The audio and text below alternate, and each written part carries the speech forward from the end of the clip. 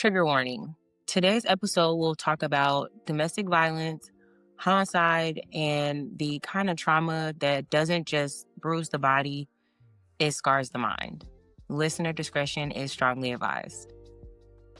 You know, there's a certain kind of violence that isn't about anger at all. It's about control. It's about punishment. It's about a person deciding that if they can't have power over your future, they're going to stay in your past so deeply that you can't separate who you are from what they did. And that's the part a lot of people don't like to talk about. They think that domestic violence is just arguments and fists and holes in the wall. But the truth is, the most dangerous abusers don't just want to hurt you. They want to own the story you have. They want to own the story you have to live with when they're gone. They want to leave you with a memory so heavy, it rearranges your entire sense of self. Recently, I became aware of a case that happened in Tiffin, Ohio. And I'm actually from Ohio, so usually when I see cases that are out of Ohio, always grabs my... The more I read the story, the more heartbroken I was for this mother. The way that this man took the lives of her children, her child's father, and then himself, all while she watched right in front of her. It hit me in that moment that was not just about murder. This was about psychological warfare. This was a man saying, if you leave me, you will never be free from me. He didn't just end lives, he tried to break her spirit. And that's something a lot of people do not understand, because surviving something like that, living through that, seeing that up close and personal is not just about waking up the next day. It's about trying to live in a mind that now has to carry the weight of a question no woman should ever have to ask herself. Did I get my family killed because I was trying to save myself? And the coolest part is, she is going to replay that moment in her mind for the rest of her life. She's going to blame herself for trying to leave. She's going to blame herself for staying as long as she did. She's going to blame herself for not seeing the signs earlier. And none of that responsibility belongs to her. But trauma doesn't follow logic. It does not follow the rules. Trauma follows the last thing you saw, the last thing you heard, the last moment you didn't have control over.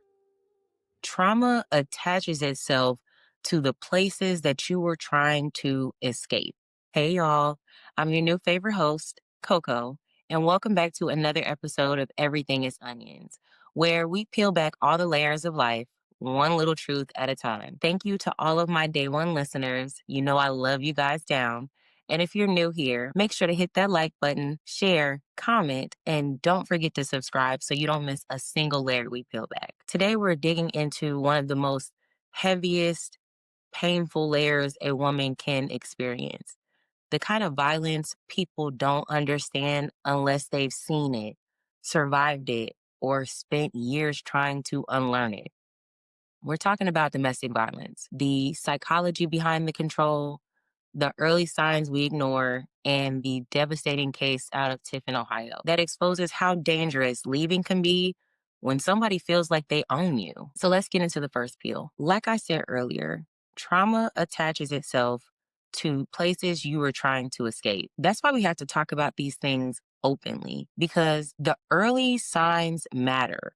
The yelling matters. The screaming matters. The way a man looks at you when he's angry matters, because if he will yell at you, he will hit you. And if he will hit you, he will choke you. And if he will choke you, he will kill you. It's not dramatic.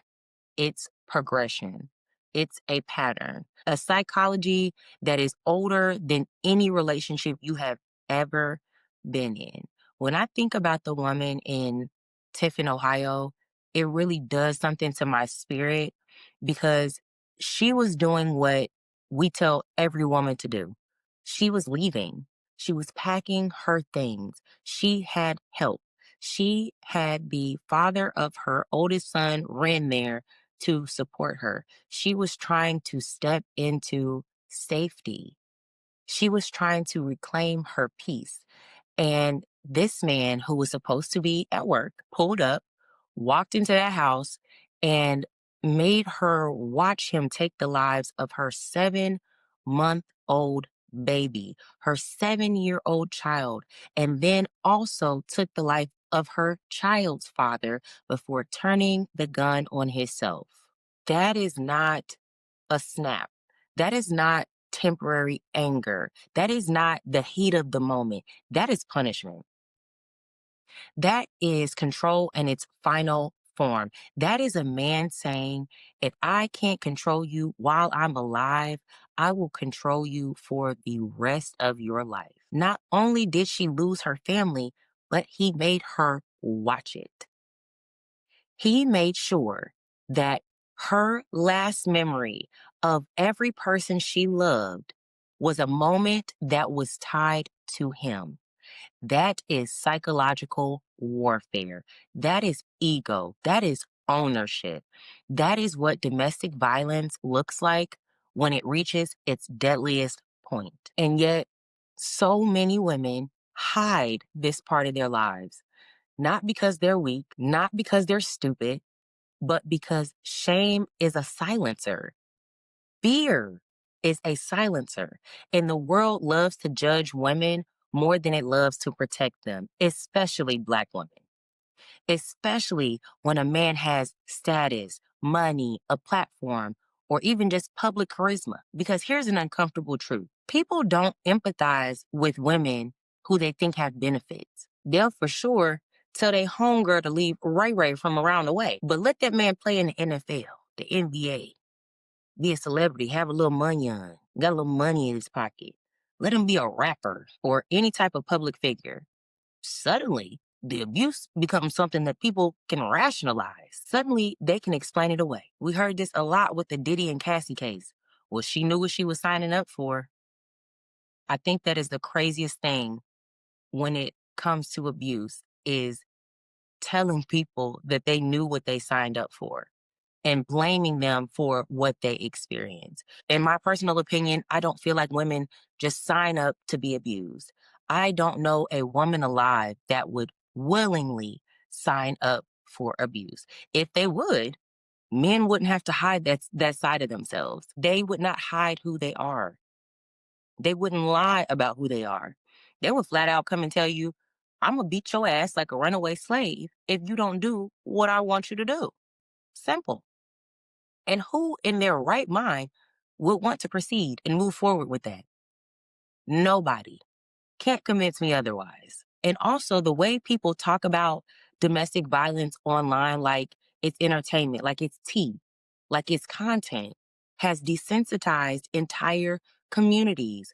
We joke about toxicity. We glamorize this foolishness. We act like abuse is just another relationship phase. And then when the violence becomes real, the empathy is gone. That's why women stay silent. That's why they stay longer than they should. And that's why situations like the one in Tiffin don't just come out of nowhere. They come from patterns that everyone seemed to ignore. And I want to be very clear. This is not just about the violence you can see. It's about the violence a woman has already learned to explain away. The little things she brushed off, the jokes that didn't feel like a joke, the way her body tightened up when she heard his car pull in the driveway, the way her friends started asking, "Are you okay?" And she would quickly dismiss them and say, "I'm fine."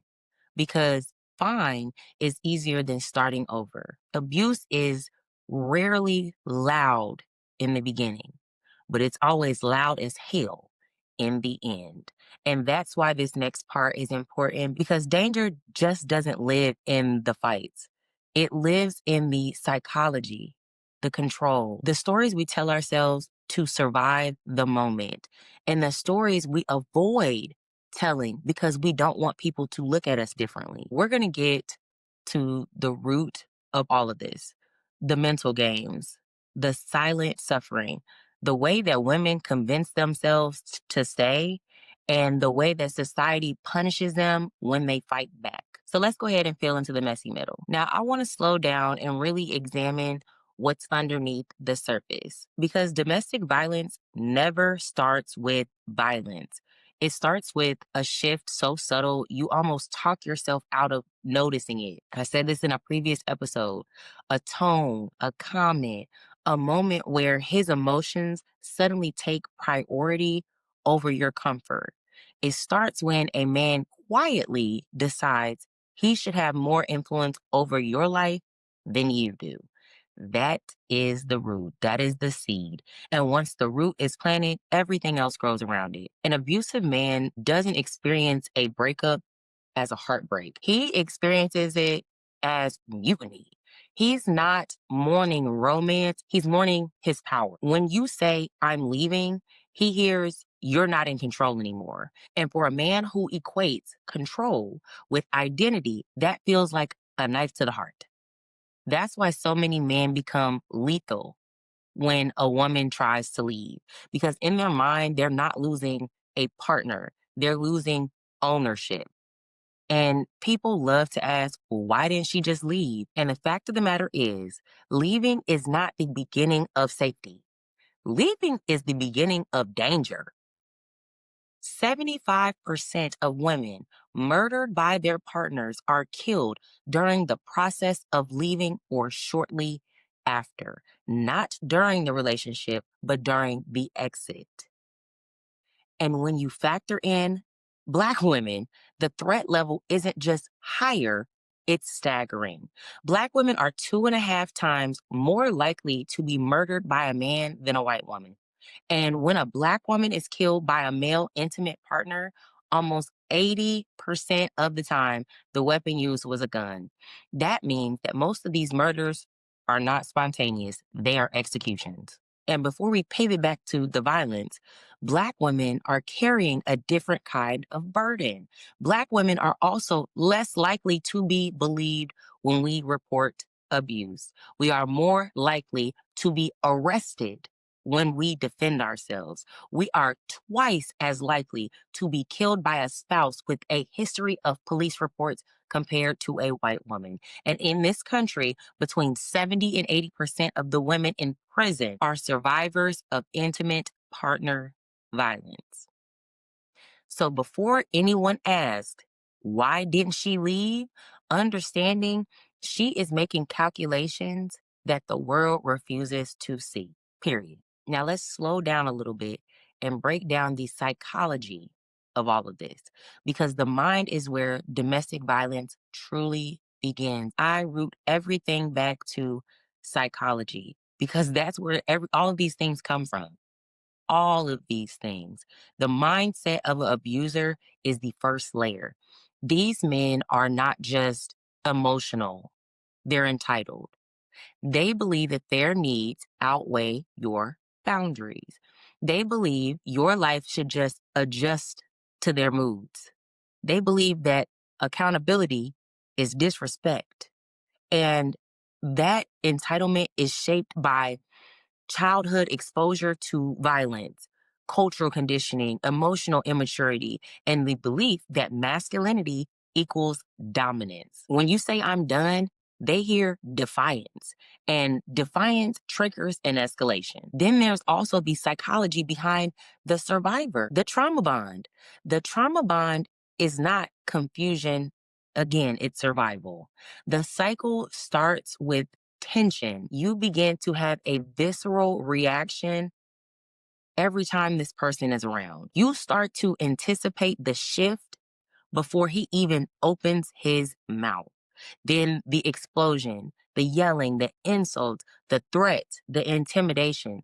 And then there is the remorse, the tears, the gifts, the I didn't mean it, the moments of softness he only brings you after hurting you. Then there's the honeymoon stage, the brief period of calmness that feels like relief after drowning. That cycle rewires your nervous system.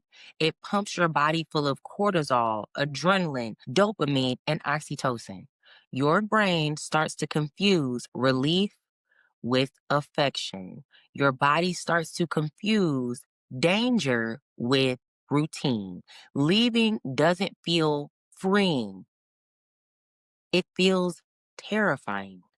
It makes me think back to a couple months ago with the whole Duchess Dior and the Frenchman situation that transpired on Facebook Live. This man is threatening her life and she's laughing. She literally said, "Let me get my shoes on before you hit me. Like, let me get ready.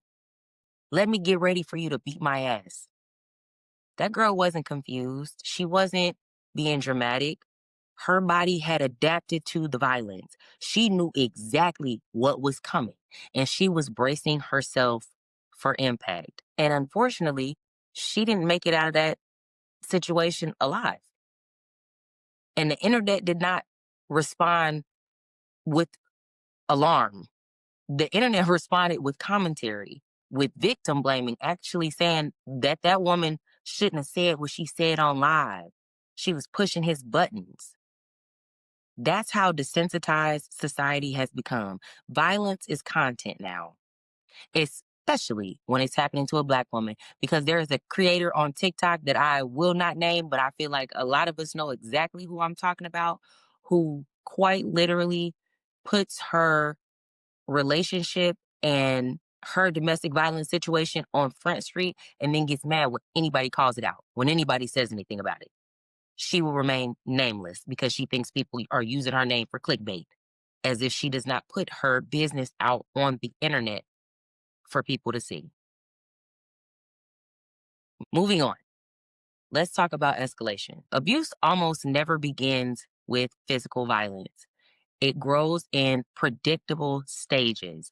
It starts with idealization, the intensity, the closeness, the fast attachment that feels flattering at first. Then isolation. Suddenly, your friends don't like him. Your family messy. People is hating on you. They don't understand your relationship. And next thing you know, all your time belongs to this man.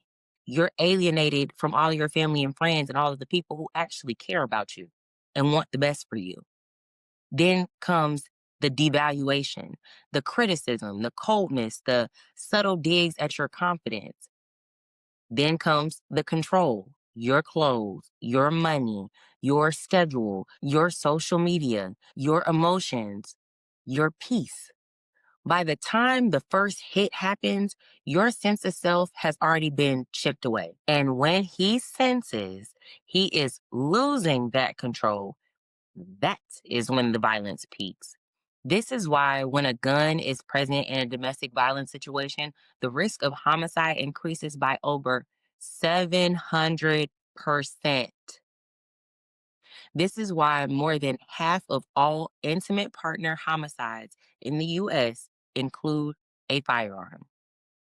This is why over 70 women every single month, there are 30 days in a month, so that means more than 2 women a day each month in America are shot and killed by an intimate partner. This is why strangulation increases the odds of later homicide by more than 700%. This is why 1 in 10 women have been stalked by a partner in a way that made them fear for their life. These are not accidents, these are escalation patterns. Now, let's talk about why women stay. Not the surface level explanation, but the truth. Most women in abusive relationships are not choosing the relationship, they are choosing the option that feels less likely to end their life. Leaving this man means he might kill her. He might kill the kids. He might kill himself. He might stalk her. He might show up at her job. She might lose custody because the system sides with stability over safety. She might end up homeless because he controlled the finances. She might call the police and they might make it even worse for her. She might defend herself and end up in a cell instead of a grave. That's the reality. That's the math. Now, let's re examine some stories we've seen through this exact lens. Duchess Dior wasn't accepting abuse. She was surviving it the only way she knew how. She was not shocked or caught off guard by the abuse because that abuse had been prevalent in her relationship, so much so that her nervous system had learned to expect it. Another thing that this makes me think of is when Miss Pat was on Shannon Sharp's podcast, and Miss Pat was talking about all the abuse that she endured from her ex-husband. She even said that that man shot her. He shot her and she still stayed. But she also followed up by saying that her mother told her, if a man isn't hitting you, he doesn't love you. That is generational trauma. Women before her survived so much harm that they started interpreting this abuse as normalcy. When abuse and violence and harm is normalized for generation, safety does not feel familiar. The idea of love gets replaced by the concept of enduring pain and suffering. Another thing that this makes me think of, because I just started the show Reasonable Doubt and I'm in season 2. This is what I was talking about earlier, where psychology meets race. In season 2, the main character, Jax, who is a very prominent criminal defense attorney, Jax's best friend, Chanel, calls her and says, "Hey, I killed my husband." I don't want to spoil too much of the details, but Chanel tried to leave her abusive husband. He attacked her. She fought back. She survived. She did everything a woman is told to do.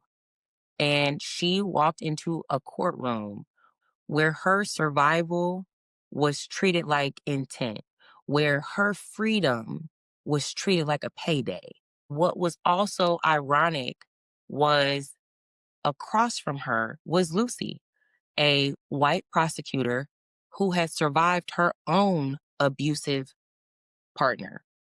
But Lucy's survival didn't cost her her reputation. It didn't cost her her career. It didn't label her as dangerous. It didn't put her on trial.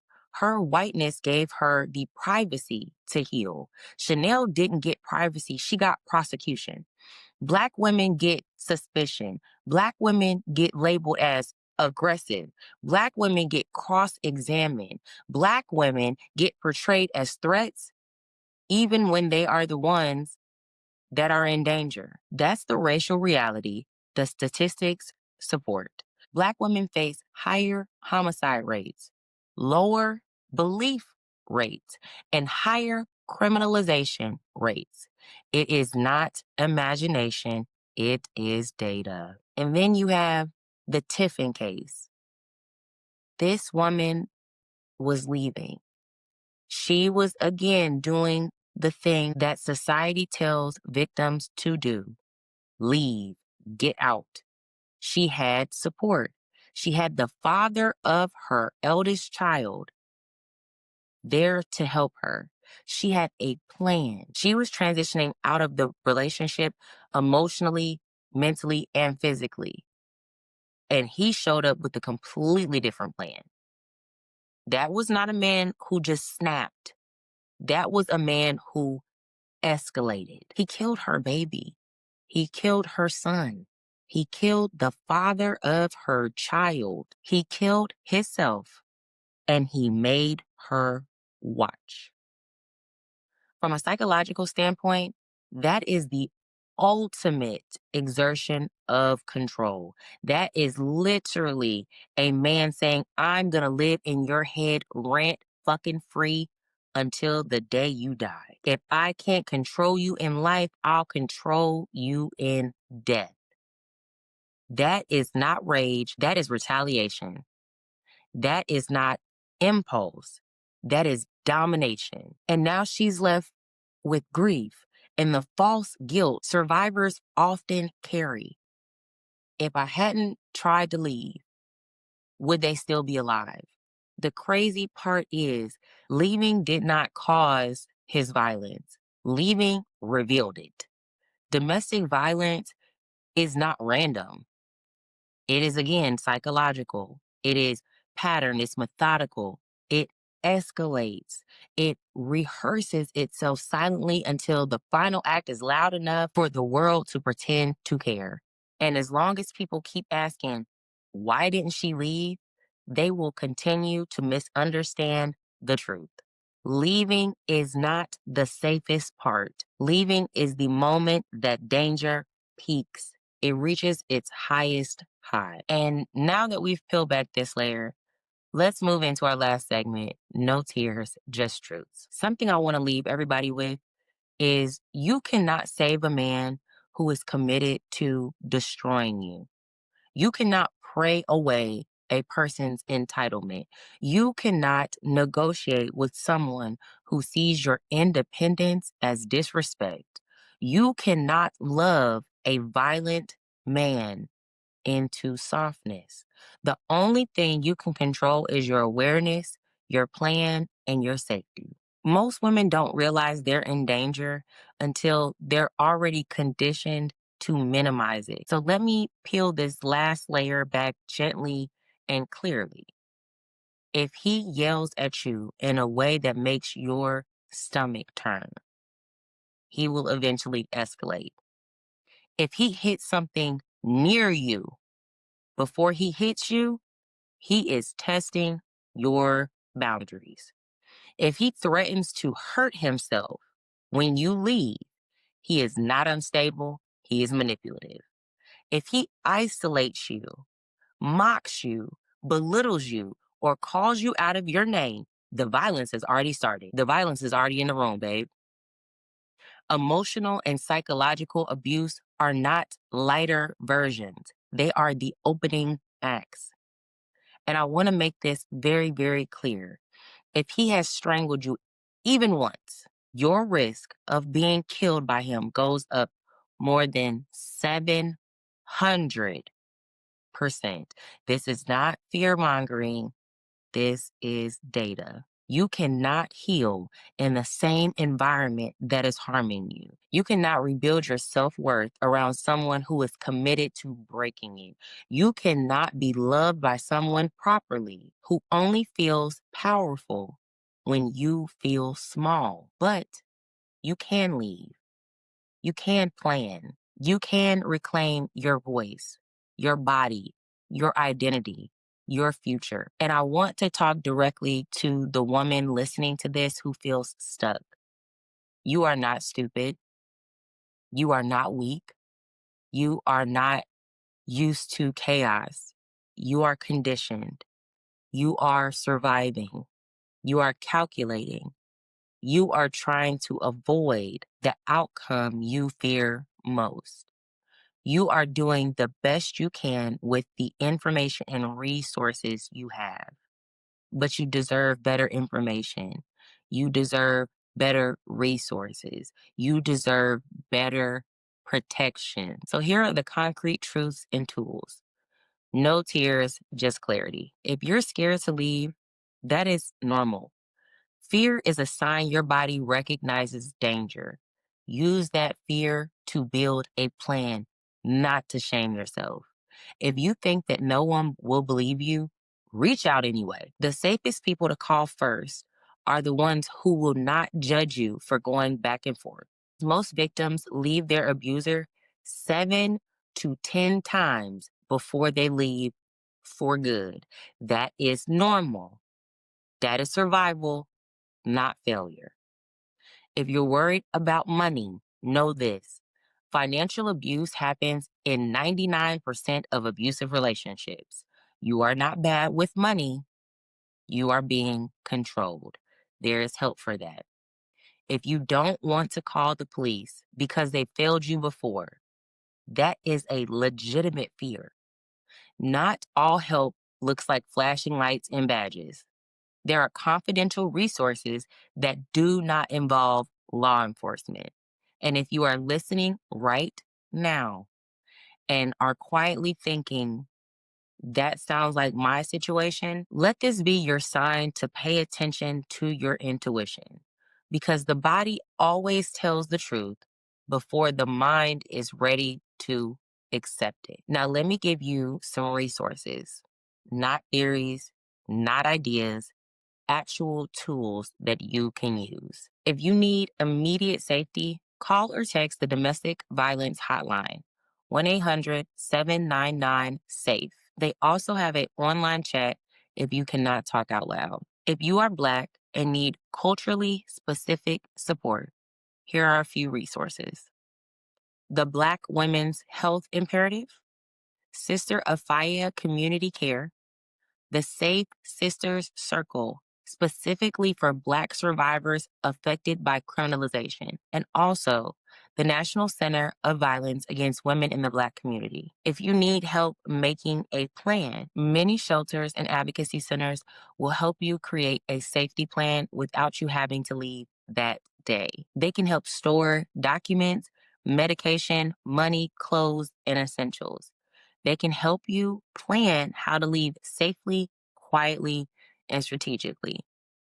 If you have kids, there are caseworkers and advocates who specialize in safety planning with children. You do not have to navigate that alone. If you don't want to go to a shelter, there are nonprofits that offer hotel vouchers, transportation, legal support, and also relocation services. And the last truth that I want to leave you with: you are not what happened to you. You are not the violence you survived. You are not the shame you were conditioned to carry. You are not trapped. You are not alone. And you are not responsible for fixing a person who is committed to hurting you. You deserve a life that doesn't require you to brace for impact. You deserve a love that doesn't require survival skills. You deserve a future that is not built on fear. And now that we've dried our tears and the truths are clear, let's close this out the right way. This has been another episode of Everything is Onions. I'm your host, Coco, just a girl with a million thoughts. Thank you for holding space with me today. I know that this one was heavy, but if you are still here, it means you care. You care about yourself, about women, about community, about the truth. If this episode has touched you or opened your heart, share it with someone who might need a little bit of light, maybe even a resource or two. Don't forget to like, share, subscribe, and comment too.